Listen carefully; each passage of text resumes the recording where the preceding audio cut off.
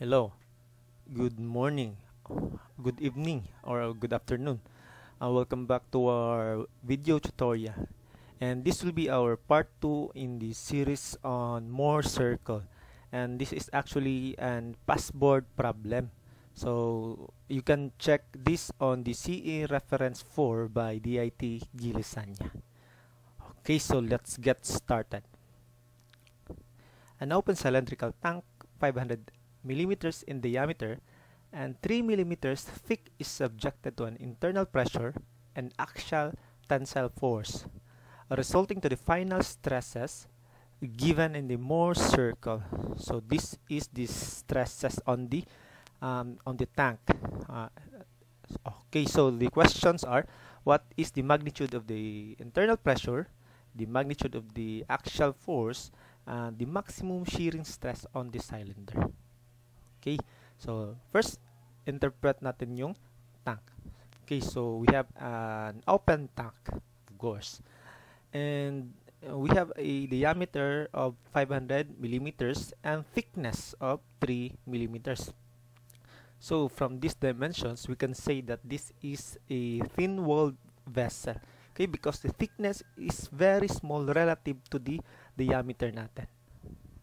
Okay, now, it will be subjected to an internal pressure, let's say that is P, okay, and an axial tensile force. Tensile force meaning that is away from the tank natin, and that is in with the same direction sa longitudinal axis, and ito yon. Let's say that is F. Okay, this will cause an longitudinal pressure to our tank. Okay, and this pressure naman, if we will look at this in the cross-sectional view or top view, it will be distributed like this. Okay, okay. Now, if you want to consider an element, okay, like this, and isolate natin and i-zoom natin. Ayun. Okay, so the stress at this phase is this due to this force alone. Okay, and that is just force divided by the area. And let's call that sigma 1. Sigma 1 is just the force divided by the area. And the area here can be approximated by pi dt because the thickness of the wall is very small, or simply that is just a thin-walled pressure vessel. Okay, so napakaliit ng thickness natin. Okay, or we can do the exact formula, that is force divided by the area. Ano yung exact area natin dito? That is just pi over 4, area ng malaking circle dito minus area ng maliit na circle dito. Okay, so dapat pag thin-walled pressure vessel to, hindi malayo yung difference nila. Okay, that will be approximately the same lang. Okay, so ito na lang yung gagamitin natin, yung thin-walled. Okay, and look at this. This pressure will cause a hoop stress, or what we call the circumferential stress. Okay, and that will be in like this. That is also tension because this pressure will cause the tank to burst. Okay, meaning the side of the tank will be in tension. And ano yung formula ng circumferential stress for the thin-walled pressure vessel? That will be like this. Let's call this sigma 2, PD over 2T. Okay, so since this is an open tank, wala itong longitudinal stress due to this pressure. Okay, can you imagine that? If you have an internal pressure here, if the pressure is going to this direction, to the longitudinal direction, lalabas lang yung pressure natin. Okay, kaya wala itong longitudinal pressure due to this P. Longitudinal stress due to this P.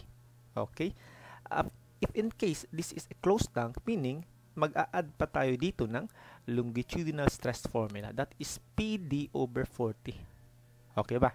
So since that is open, so ito lang yung magkukos ng longitudinal stress natin.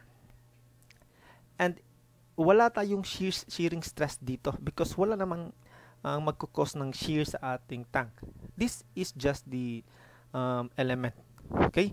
And if we are to locate this to the Mohr circle, so anong stresses ba ito? Di ba walang shearing stress at this phase? Meaning these are principal stresses, and this will be our sigma 1, and this will be our sigma 2. Okay, now the question for number 1, the internal pressure P. Okay, if we can calculate the sigma 2, then the P can be solved already. Okay, so actually no, hindi natin alam ano yung mas malaki, yung sigma 1 ba or sigma 2. But let's consider in this solution muna. Okay, gagawin nyo is try yung solution, then makikita nyo yun sa choices, ano yung nasa sagot. Okay, but in realistic way, mas malaki talaga yung stress na idudulot ng force, ng external force, of course. Okay, yung stress na idudulot ng pressure is maliit yan compared to an external force. Kaya ito yung magiging sigma 1 natin, yung pinakamalayo.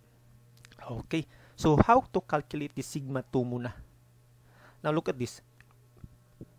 If we can calculate this point up to the center, okay, and take note, this is the radius. The center minus the radius is itong sigma 2. Okay, so we need to calculate the radius muna and the center. Okay, so calculating the radius, take note this is the diameter and that is just twice of the radius. Okay, look at that. Geometry pa rin. And isolate natin. Okay, so take note this is twice of the radius and this one here is just 90 minus 30 and that is 60.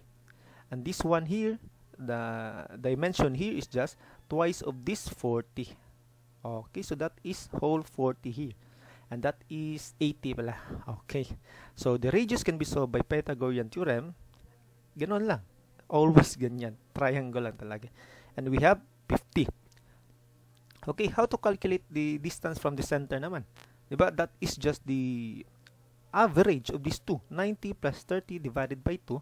Okay, so I discussed this on my previous video. Please watch that video muna.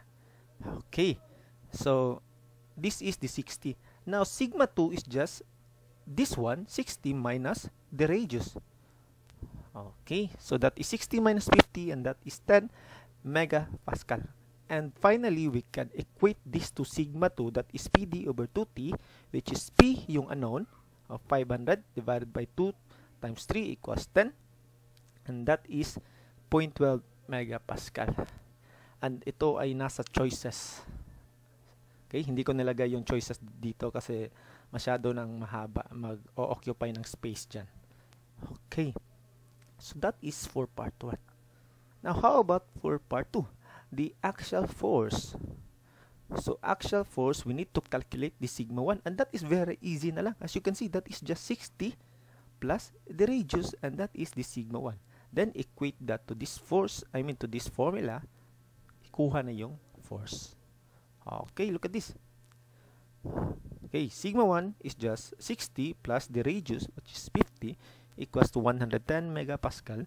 Then equating this to this formula, that is force over area, is equals to 110, and our force here is 518.36. This should be kilonewtons. Okay, na mistype ko na naman. Parati na lang may mali. Okay, this is kilonewtons, ha? Okay, I hope you understand the typo error. No, that is very normal lang. Okay, so that is part 2. Now, finally, the maximum shearing stress in the cylinder wall is, I've discussed this on my previous video, and that is just the radius of the Mohr's circle. Always, that is always the case. Okay, so that is 50 megapascal. Ayun. Okay, so that's it. So I hope you learned something from this video. And kung hindi ka pa nakapag-subscribe sa ating YouTube channel, please do subscribe. And if you are watching this on our Facebook page, please like our Facebook page and follow para ma-update kayo sa mga bagong videos natin and solutions. Okay, para ganahan naman tayong gumawa ng mga video tutorial. Okay, so in part 3 dito, baka i-relate natin tong Mohr's circle sa geotechnical engineering. Diba may Mohr's circle doon? Which is parang nagbago yung approach. But i-relate natin, papakita natin ano yung ginawa sa geotechnical engineering. Okay, thank you everyone and God bless and goodbye. Stay safe.